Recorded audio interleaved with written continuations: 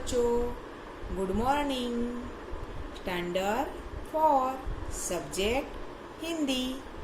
बच्चों, आज के वीडियो में हम एक ऐसे व्यक्ति के बारे में जानेंगे जिन्होंने अपना पूरा जीवन अपने बारे में न सोचते हुए दीन, दरिद्रों, दुखी, बीमार, लाचार और असहाय लोगों की सेवा में न्यौछावर कर दिया।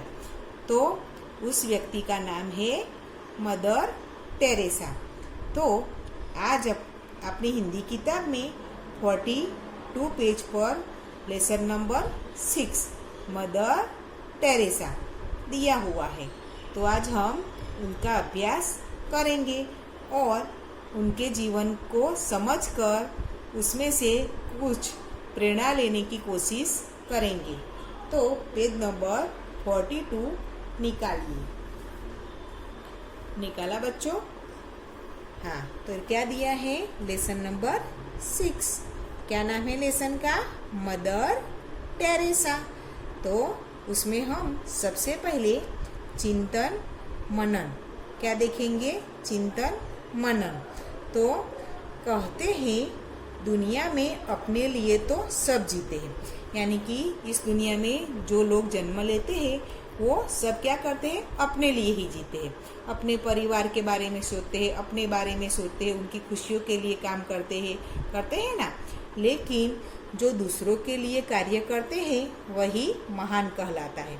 यानी अपने लिए तो सब लोग जीते हैं, लेकिन अपने जीवन में वो जो लोग दूसरों के लिए कार्य करते हैं वो क्या कहलाते हैं? महान कहलाते हैं। ऐसी व्यक्तियों का जीवन प्रेरणादायक होता है।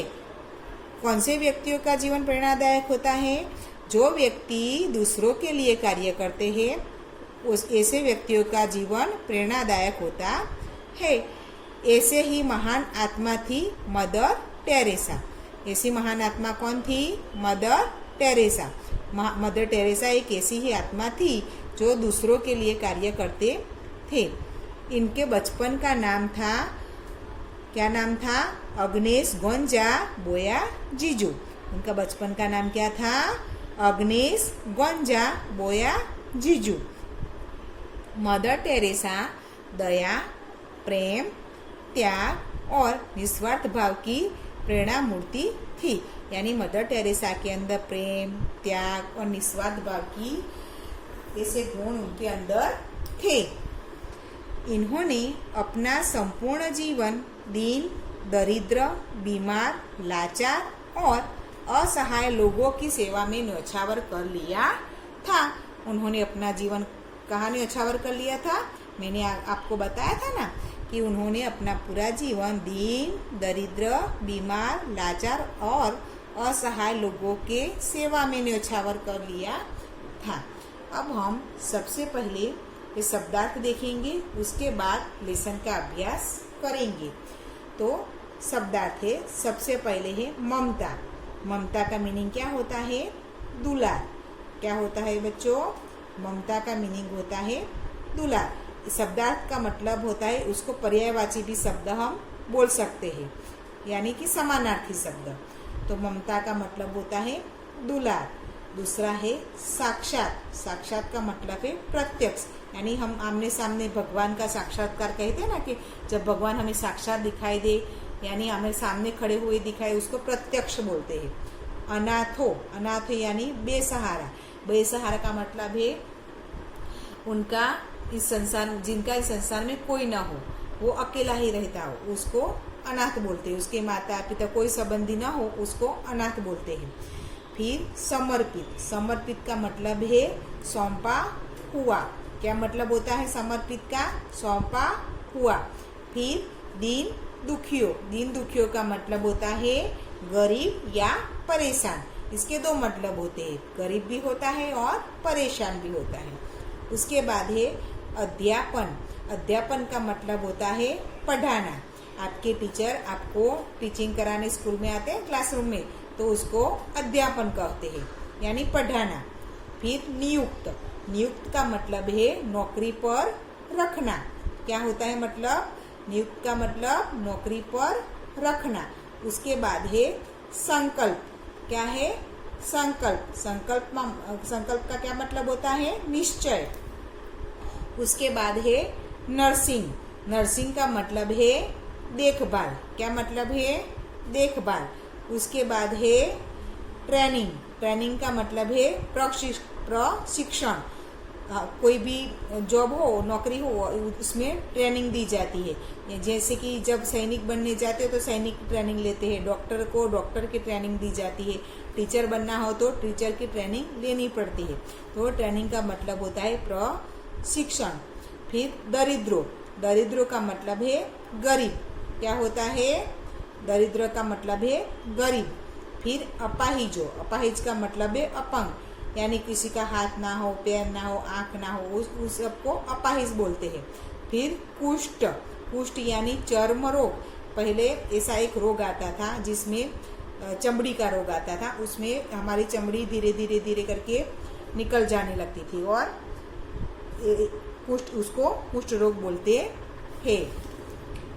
उसके बाद है पीछे शब्दार्थ असहाय। असहाय का मतलब है बेसहारा, यानी कि जिसका कोई सहारा नहीं होता उसको असहाय बोलते हैं। फिर आश्रय। आश्रय का मतलब होता है सहारा। उसके बाद सर्वोच्च। सर्वोच्च यानी सबसे बड़ा। सर्वोच्च का मतलब क्या है? सबसे बड़ा। फिर सम्मान। सम्मान का मतलब है आदर। सम्मान का मतलब क्या है? आदर। उसके बाद स्वर्ग सिधार। स्वर्ग सिधार यानी मृत्यु होना, डेथ कहते हैं ना इंग्लिश में, वो। उसके बाद रिक्त। रिक्त का मतलब है खाली। क्या होता है रिक्त का मतलब? खाली। अब शब्दार्थ मैंने आपको समझा दिए हैं। ये सभी शब्दार्थ आपको अपनी नोटबुक में लिखने हैं। पहले लेसन का हेडिंग लगाना है, उसके बाद ये सभी शब्दार्थ आपको अपनी नोटबुक में लिखने हैं। अब हम लेसन समझेंगे। मदर टेरेसा ममता और सेवा की साक्षात मूर्ति थी।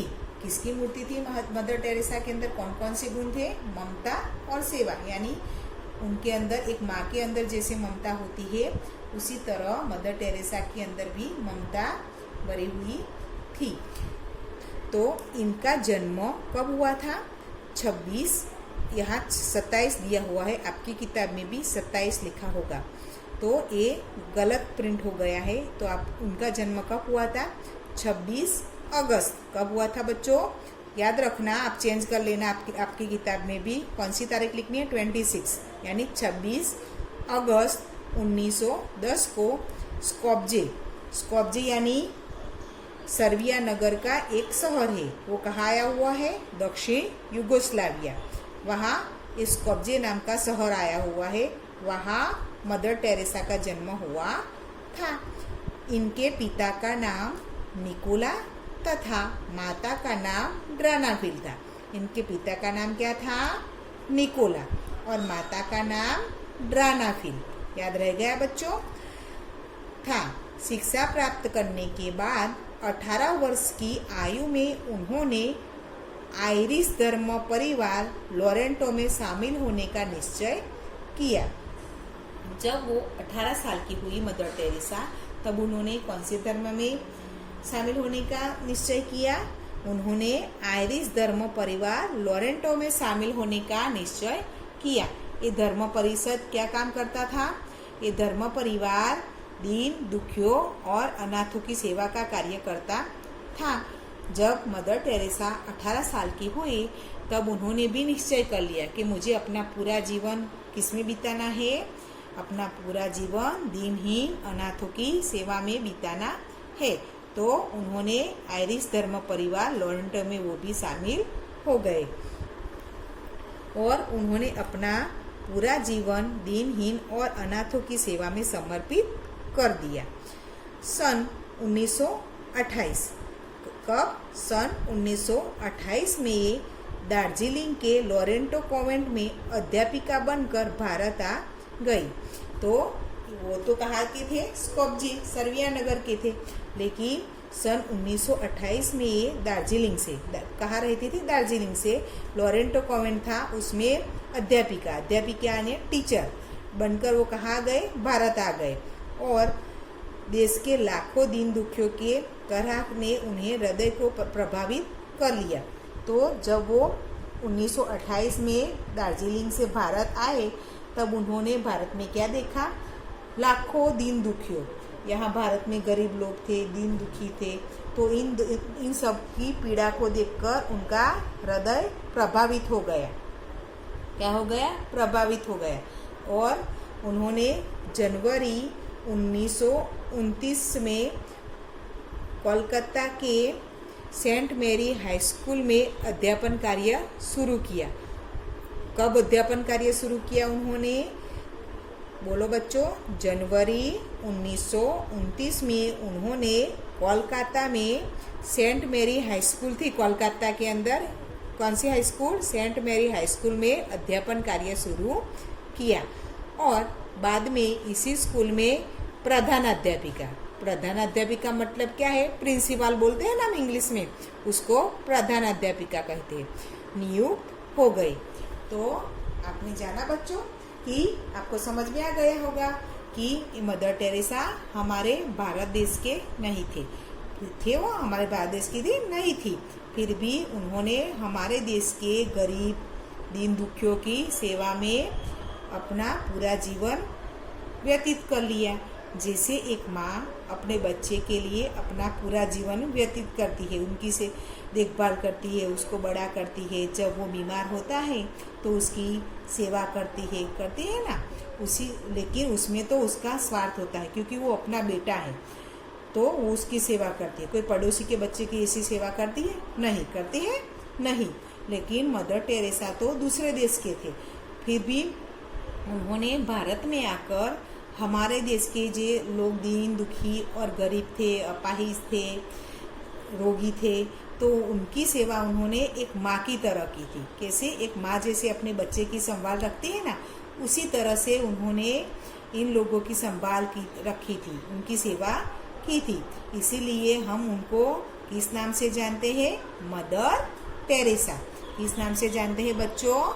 मदर टेरेसा के नाम से हम उनको जानते हैं, क्योंकि ये पूरे देश की मदर बनकर सभी लोगों की उन्होंने सेवा। मदर किसे बोलते हैं? मम्मी को, यानी माता को। तो उन्होंने पूरे देश के लोगों की मदर बनकर उनकी सेवा की थी, इसीलिए वो मदर टेरेसा के नाम से जाने जाते हैं। अब हम आगे देखेंगे।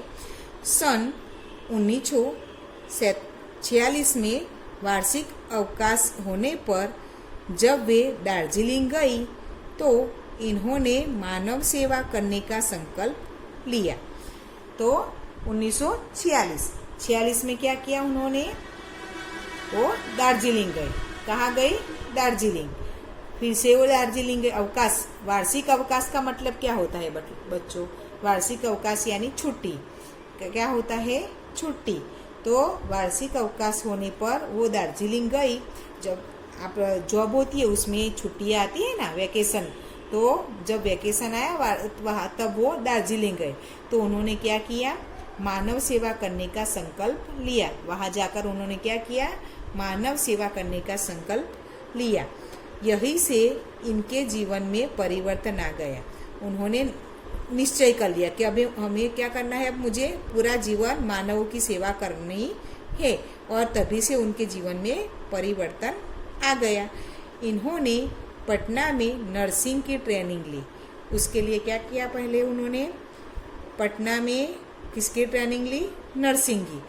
किसकी? नर्सिंग की ट्रेनिंग ली।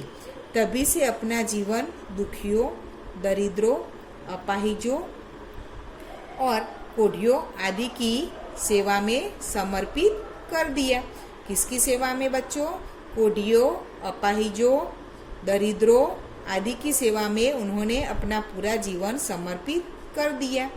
ये माँ बनकर अपनी ममता हर प्राणी में बांटने लगी। मैंने आपको समझाया ना कि जैसे एक माँ अपने बच्चे की देखभाल करती है, सेवा करती है, जब बीमार होता है तब सेवा करती है ना माँ, उसी प्रकार मदर टेरेसा ने हमारे भारत देश के दुखी दरिद्रों की वो एक माँ की तरह सेवा करने लगी। ये मदर टेरेसा के नाम से संसार में मशहूर हुई। इसलिए मदर टेरेसा पूरे संसार में एक माँ के माँ के तरह वो सेवा करती थी, इसीलिए वो मदर टेरेसा के नाम से पूरे संसार उसको जानने लगा। उनका बचपन का नाम तो कुछ अलग था, लेकिन उनको उस नाम से कोई नहीं जानता, लेकिन हम सब उनको किस नाम से जानते हैं? मदर टेरेसा के नाम से वो मशहूर हुई, यानी कि हम उनको जानने लगे। उन्होंने कोलकाता में अनेक शिक्षा केंद्र, कोलकाता में क्या किया उन्होंने? अनेक शिक्षा केंद्र यानी पाठशाला, फिर कुष्ठ रोग चिकित्सा केंद्र। तो कुष्ठ रोग एक चमड़ी का रोग आता है, तो उसके लिए चिकित्सा केंद्र, फिर भोजनालय आदि की स्थापना की। तो उन्होंने क्या किया? लोगों की सेवा के लिए चिकित्सा केंद्र, फिर शिक्षा केंद्र और भोजनालय आदि की स्थापना की यानी बनवाए। प्रातः 7 बजे घर से निकलकर झुग्गी झोपड़ी में रहने वाले गरीबों तक पहुंचती और उनकी ज़रूरतें पूरी करती। वो क्या करती थी? रोज सुबह 7 बजे वो घर से निकल जाते थे और क्या करती थी? वो झुग्गी झोपड़ी यानी जो गरीब लोग कहाँ रहते, झोपड़ियों में रहते हैं ना, तो वहाँ जाती थी और गरीबों तक पहुँचकर उनकी ज़रूरतें, किसी को दवाई की ज़रूरत हो तो किसी को खाने की ज़रूरत हो, तो उन सभी ज़रूरतों को वो पूरी करती थी। समझ में आया बच्चों? अब आगे वाला लेसन हम अगले वीडियो में देखेंगे।